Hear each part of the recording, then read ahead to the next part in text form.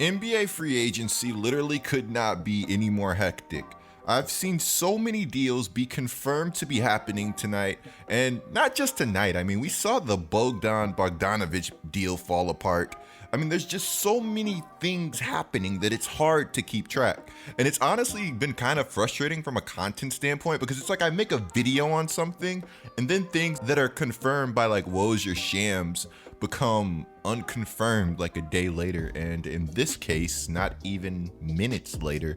So if you guys could go ahead, drop a like on this video, it would make me feel a lot better about some of my videos becoming outdated literally minutes later.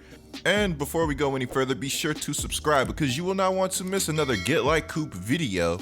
And that's facts. Now guys, I've been streaming NBA 2K21 Next Gen a lot. The community has been growing and I want you guys to be a part of it. We're going to have some great streams. We're going to play multiple games, not just 2K21.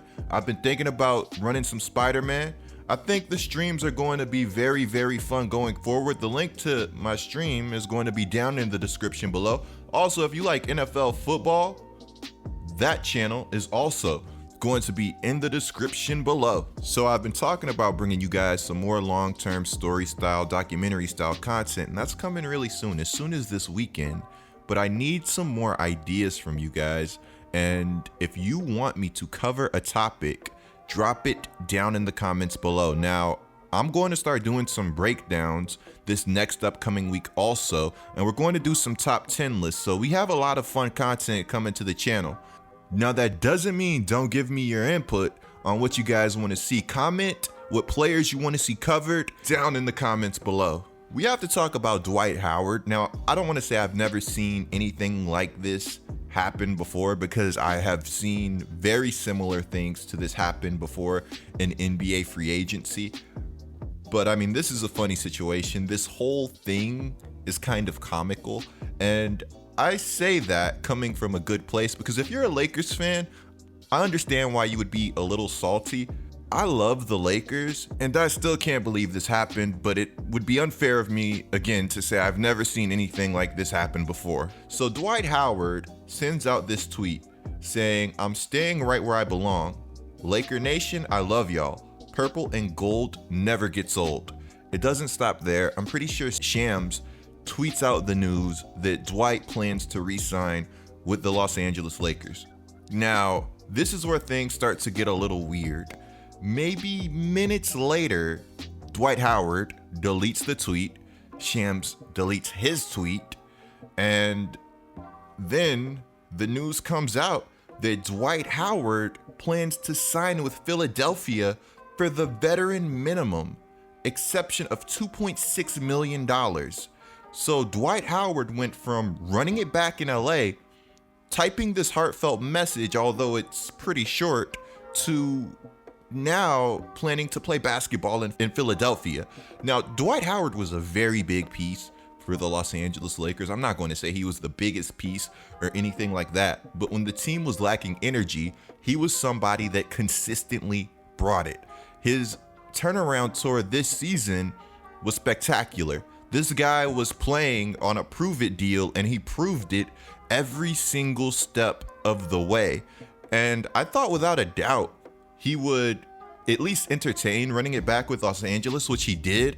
But I thought without a doubt he would for sure sign back with the Los Angeles Lakers, especially seeing how happy he was winning the title. I saw somebody earlier tweet out that Dwight surely knows how to consistently upset Lakers fans or get under their skin or something. Now, don't let this ruin your new perception or your current perception of Dwight Howard, because I don't think that would be fair. I think this was like an honest mistake. I'm not really sure what happened in that brief time period for Dwight to want to switch what team he plays for. I can't believe Dwight actually got the vet min. He really had to want to play for Philadelphia.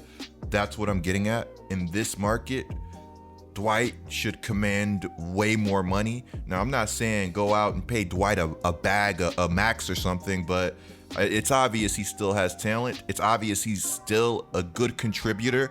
You look at somebody like Miles Plumlee getting, what, $27 million for 3 years? And I'm not saying Dwight is necessarily better than Miles or Miles is better than Dwight, but I wouldn't have been shocked to see Dwight get a much better deal, especially when it's appearing that in this market, bigs are as valuable as ever. Now, my guess is also that maybe Dwight knew the Lakers were going to get another big. Now, we've seen the Lakers rumored to be interested in Ibaka. We've seen the Lakers rumored to be interested in Marc Gasol, who Marc Gasol with the Los Angeles Lakers just makes too much sense. Championship player.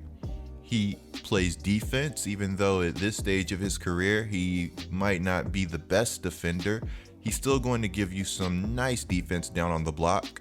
Could move his feet a little bit better again at this stage of his career, but also phenomenal passer, unselfish player, does what it takes to win, and perhaps most importantly, he's a high IQ guy that can shoot the 3 ball. So you like the Lakers and their rumored interest in Marc Gasol. Now, all of those things that Gasol does really well, I like Boogie for also. And I think it does suck. I think it is a little unfortunate that we haven't seen Boogie play basketball in such a long time. And we really didn't get to see Boogie play any basketball with the Los Angeles Lakers, log any NBA minutes, that is, because that was something that honestly I was really looking forward to. I think Boogie is a phenomenal player. I think he's going to prove a lot of people wrong. I hope he gets his bag on the free agent market, because I think this is somebody that's long overdue. The last time I saw Boogie healthy, he was showing me shades of the player that he once was. Now, I'm not going to say Boogie's going to return to his dominant self, but I know for a fact that in today's NBA, that his skill set is very desirable. And even if the athleticism is somehow shot, that skill set will still do a lot of damage on the right team. Versatile big, can defend, as long as he's not in space, and as long as you're not asking him to guard the pick and roll, he can defend. Boogie's always been a very capable and willing defender, and I would even say good. Now, I didn't get to watch Boogie as much when he was with the Kings, but when he was on the Pelicans, he struck me as somebody that wanted to win at all costs, and he was somebody that was willing to do whatever it would take. If it took making the right pass, if it took taking over a game, if it took drawing a charge on the defensive end, Boogie was there to do it. I really feel like all of that negative stuff that surrounded Boogie in the past, you can't really say all of that stuff about Boogie anymore. Now, also, the Lakers went out, they signed Wesley Matthews. You like this signing for the Lakers, especially losing Danny Green. And man, I gotta make a completely separate Philadelphia 76ers video. The best thing about the Philadelphia 76ers is they're not doing anything mind-blowing. They're just putting together a roster that fits Embiid and Simmons. And now Dwight Howard gives the 76ers the best backup big for Joel Embiid that they may have ever had. You love the move for Philadelphia. The 76ers also had a great draft, and bro, this is what I'm talking about, man. I'm seeing right now the Lakers are nearing a deal with Montrezl Harrell. The Lakers can't keep getting away with it. This signing is ridiculous. If the Lakers get Montrezl Harrell alongside Anthony Davis, that is unstoppable. Because what Harrell lacks defensively, Davis more than makes up for it. And now Dwight Howard leaving ties all together. You understand why Dwight Howard left the Los Angeles Lakers, because Montrezl Harrell is a flat out beast.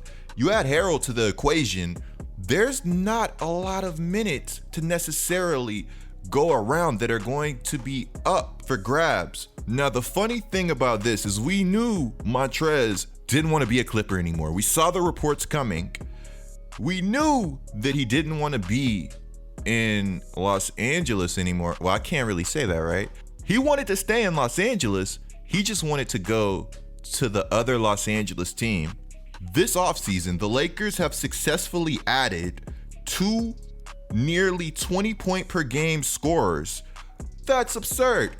To go alongside Anthony Davis and LeBron James.